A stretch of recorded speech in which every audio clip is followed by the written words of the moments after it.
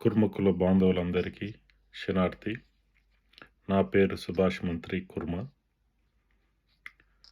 నిన్న రవీంద్ర భారతిలో దొడ్డి కుమరయ్య జయంతి సందర్భంగా ఆలేరు ఎమ్మెల్యే ప్రభుత్వ విప్ బి లేలయ్య గారు చెప్తూ కోకాపేటలోని దొడ్డి కుమరయ్య ఆత్మగౌరవ భవనం 5 ఎకరాలు నారాయణ సంస్థకు లీజ్ ఇవ్వడం వల్ల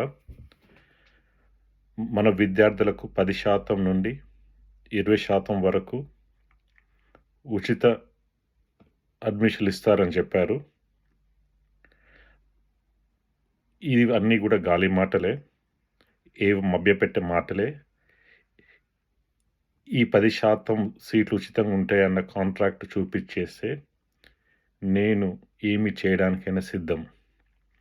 అసలు అటువంటి కాంట్రాక్టు నారాయణ గ్రూప్స్ ఎప్పుడూ ఇవ్వదు. ఐబీ స్టాండర్డ్స్లో నారాయణ వంటి స్కూల్స్ యావరేజ్గా 10 లక్షలు పర్ సంవత్సరం ఫీజు వాళ్ళు వసూలు చేస్తారు.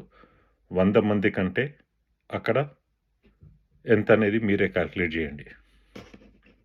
10 కోట్లు, 20 మంది అంటే 2 కోట్లు, 2 కోట్ల రూపాయలు. ఇవన్నీ కూడా గాలి మాటలే. ఇది అంతా కూడా జనాలను మభ్యపెట్టడమే. అయితే ఈ నారాయణ స్కూల్కి ఇవ్వడం వల్ల వచ్చే ఆదాయం నెలకు 85 లక్షలు అని చెప్తున్నారు.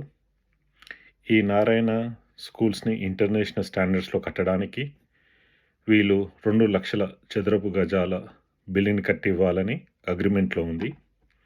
ఈ 2 లక్షల చదరపు అడుగుల బిల్డింగ్ కట్టివ్వడానికి కనీసం 200 కోట్ల రూపాయలు వరకు వ్యయం అవుతుంది. ఈ 200 కోట్ల రూపాయలని నారాయణ గ్రూప్ వాళ్ళే కుర్మ సంఘం వాళ్ళకి అప్పుగా ఇస్తారు. ఇది కట్టడానికి 2 సంవత్సరాల టైం పడుతుంది కనీసము. 2 సంవత్సరాలు కట్టడం జరిగిన తర్వాత ఇది నారాయణ గ్రూప్కి అప్పగించిన తర్వాత వాళ్ళు బ్యాంక్ ఇంట్రెస్టో లేదంటే బ్యాంకు కంటే కొద్దిగా తక్కువ ఇంట్రెస్టో కుర్మ సంఘానికి ఛార్జ్ చేసి వీరు నెలవారీ ఇచ్చే ఈ 85 లక్షల రూపాయల ఫీజు కింద జమ కట్టుకుంటారు. ఈ 200 కోట్ల రూపాయలు అప్పు తీరడానికి కనీసం 10 సంవత్సరాలు పడుతుంది. అంటే 10 సంవత్సరాల వరకు కుర్మ సంఘానికి నారాయణ స్కూల్ గ్రూప్ నుంచి 1 రూపాయి ఆదాయం కూడా ఉండదు. ఆదాయం ఓన్లీ ఎగ్గ మల్లేశానికి, బీర్లయలకు వాళ్ళ జోబులు నింపడానికి ఇచ్చే లంచము డబ్బు మాత్రమే వాళ్ళ జోబులోకి వెళ్తుంది. కమ్యూనిటీకి కానీ కుర్మ సంఘానికి కానీ ఎటువంటి ఉపయోగం లేదు. బిర్లా ఓపెన్ మైండ్స్ మన్సూరాబాద్లో లీజుకి ఇచ్చి సందర్భంలో కూడా ఇదే జరిగింది. వాళ్ళు అప్పుగా ఇచ్చిన డబ్బులు 2024 డిసెంబర్ నాటికి తీరిపోయింది. ఇప్పుడు బిల్డింగ్లన్నీ కుర్మ వాళ్ళయే. 2025 నుండి మనకు నెలకు 27 లక్షల రూపాయలు ఆదాయం వస్తుందని వాళ్ళు చెప్తూ వస్తున్నారు. అయితే ఏ విద్యా సంస్థలకైనా కూడా సుదీర్ఘకాలం లీజు ఉంటుంది. ఆ లీజు ప్రకారంగా బిర్లా ఓపెన్ మైండ్స్కి 30 సంవత్సరాల లీజు అని వీళ్ళు రాసిచ్చారు. చట్టపరంగా 15 సంవత్సరాలు కంటే ఎక్కువ లీజు ఉంటే ఆ భవనాన్ని వాళ్ళ నుంచి ఖాళీ చేయించడం అనేది లీగల్గా సాధ్యపడదు. వాళ్ళు కోర్టులోకి వెళ్తే కోర్టు వాళ్ళకు అనుకూలంగా వివరిస్తుంది. ఈ మన్సూరాబాదు లీజు వ్యవహారంలో వీళ్ళకి ఉన్న డాక్యుమెంట్ల ప్రకారంగా నెలకు 15,000 రూపాయలు మాత్రమే లీజ్ అమౌంట్ అని రాసి ఉంది. తర్వాత 27 లక్షలు వస్తున్న లీజ్ డాక్యుమెంట్ అనేది ఎక్కడ కూడా రిజిస్ట్రేషన్ చేయలేదు, ఎక్కడ కూడా లేదు. అంటే ఇంకో 3 సంవత్సరాల తర్వాత బిర్లా ఓపెన్ మన్సూరాబాద్లో ఉన్న స్కూల్ వాళ్ళు కోర్టుకు వెళ్తే కుర్మ సంఘానికి వచ్చేది అక్షరాల నెలకు 15,000 రూపాయల రెంట్ మాత్రమే. భవనము కుర్మ వాళ్ళ చేతుల నుంచి జారిపోతుంది. కుర్మ వాళ్ళకు ఇప్పటివరకు ఉపయోగపడలేదు. అది కుర్మ వాళ్ళకు ఎప్పుడు ఉపయోగపడదు. ఇదే పరిస్థితి ఇప్పుడు కోకాపేటలోని నారాయణ స్కూల్కు కూడా అదే జరగబోతుంది.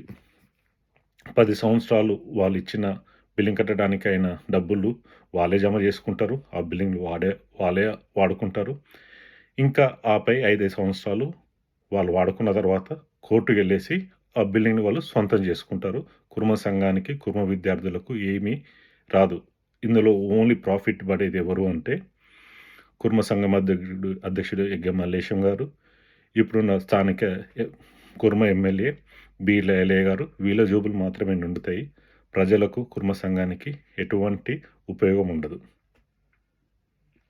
వీళ్ళు చెప్పేయన్నీ గూడా కట్టుకథలే.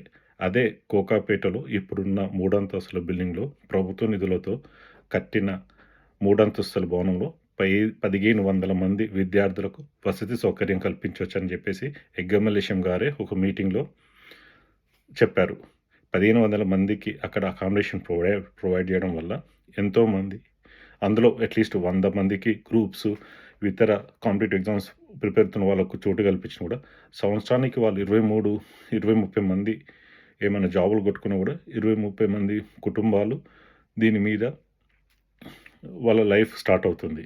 అలాగే మిగతా 1400 మంది విద్యార్థులు ప్రతి 3 సంవత్సరాల తర్వాత ఇంజినీరింగ్‌లు, డిగ్రీలు కంప్లీట్ అయిన తర్వాత వాళ్ళు లోకల్ జాబ్ మార్కెట్‌లోకి అవైలబుల్ అవుతారు.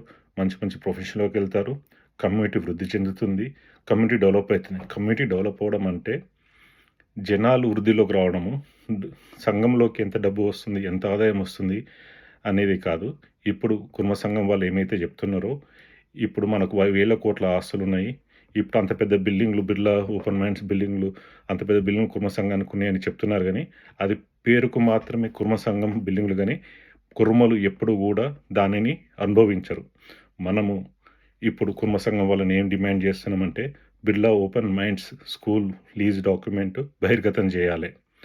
ఇది 15 ఇయర్స్ దాటకముందుకే వాళ్ళని ఈ బిల్డింగ్‌లో నుంచి ఖాళీ చేపిచ్చే ప్రక్రియ ఈ రోజు నుండి ఇప్పుడే నోటీసులు ఇచ్చి మనం స్టార్ట్ చేస్తే ఓ 2, 3 ఇయర్స్ అకాడమిక్ ఇయర్స్ వాళ్ళు ప్లేస్ చూపెట్టడానికి టైం తీసుకుంటారు కాబట్టి ఇప్పుడు మనం ఆ బిల్డింగ్‌ని ఖాళీ చేసి మనమే కుర్మలమే కుర్మ స్కూల్ అందులో ఓపెన్ చేసుకుందాము.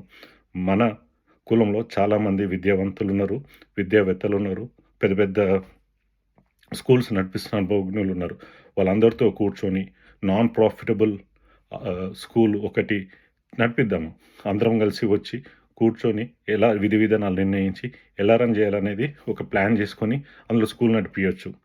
కోకాపేట విషయానికొస్తే అది బాలుర హాస్టల్‌గా పూర్తిగా 1500 మందికి మార్చేసి ఇప్పుడున్న అఫ్జల్‌గంజ్‌లో 3 ఫ్లోర్ల బిల్డింగ్ మొత్తాన్ని ఖాళీ చేపిచ్చేసి అక్కడ బాలికల వసతి గృహం ఏర్పాటు చేయాలి. ఊర్లో నుండి వచ్చే బాలికలకు హాస్టల్ సౌకర్యం లేక చాలా ఇబ్బంది పడుతున్నారు. కోటి ఉమెన్స్ కాలేజు, తర్వాత ఆహ్, యూనివర్సిటీస్‌లలో అకామిడేషన్ వచ్చినా కూడా వాళ్ళకు ఫస్ట్ ఇయర్ వాళ్ళు బయట ఉండాల్సిన పరిస్థితి. Second year, third year accommodation provide చేస్తారు గానీ, ఫస్ట్ ఇయర్ వాళ్ళు సొంతంగా బయట ఉండాల్సిందే. బయట ఉండాలంటే నెలకు రూ. 15,000 వాళ్ళు హాస్టల్ మెస్ చార్జులు చెల్లించుకోవాల్సొస్తుంది. కాబట్టి మనము ఉమెన్ హాస్టలు అఫ్జల్‌గంజ్‌లో, బాయ్స్ హాస్టలు కోకాపేటలో పెట్టొచ్చు. వీళ్ళు దీని మెయింటెనెన్స్ ఎలా చేస్తాము, డబ్బులు ఎలా తీసుకొస్తాము అని మాట్లాడుతున్నారు. ఒక బాయ్స్ హాస్టలు మెయింటైన్ చేయాలంటే నెలకు వాళ్ళకుండే ఖర్చులు బిల్డింగ్, గ్యాసు, ఎలక్ట్రిసిటీ, వాటరు, ఒక సెక్యూరిటీ, ఒక వార్డెను. ఈ ఖర్చులు కనీసంగా తర్వాత ఏమైనా రిపేర్ ఖర్చులు కొన్ని అదనంగా పెట్టుకున్నా కూడా నెలకు ఒక రూ. 5,00,000 కంటే కూడా ఎక్కువ కావు. ఇవి 1500 మంది విద్యార్థుల మీద డిస్ట్రిబ్యూట్ చేస్తే నెలకు రూ. 250, రూ. 350 మాత్రమే వాళ్ళ దగ్గర నుంచి నామినల్ ఫీజు వసూలు చేసి కూడా మనం ఈ హాస్టల్‌ని మెయింటైన్ చేయొచ్చు. ఈ మెయింటైన్ చేయడం కుర్మ సంఘానికి వాళ్ళ వల్ల అవ్వకపోతే కొంతమంది మనం విద్యావేత్తలు, ప్రొఫెషనల్స్ కూర్చొని మనం దీనిని ఎలా చేసుకోవచ్చు, ఫండ్స్ ఎలా తీసుకురావచ్చు, బయటి వాళ్ళని ఇంకెవరన్నా ఇందులో ఫండింగ్ చేపియొచ్చా లేదా అనేది మనము చేసుకొని సెల్ఫ్ ఆర్గనైజింగ్‌గా మనం రన్ చేసుకోవచ్చు. ఇది ఏమీ లేదు. వీళ్ళు కుర్మ సంఘం ఆస్తులని తెగ అమ్ముకొని తిని అలవాటు పడ్డరు. ఇప్పుడు గవర్నమెంటు బీసీ ఆత్మగౌరవ భవనాలకిచ్చిన దొడ్డి కుమ్మరి ఆత్మగౌరవ భవనాన్ని కూడా వీళ్ళు అమ్ముకొని వీళ్ళు స్వలాభం కోసం వాళ్ళ జోబులు నింపుకోవడం కోసం తప్పిస్తే కమ్యూనిటీ కోసం ఏమాత్రం కూడా ఆలోచించట్లేదు.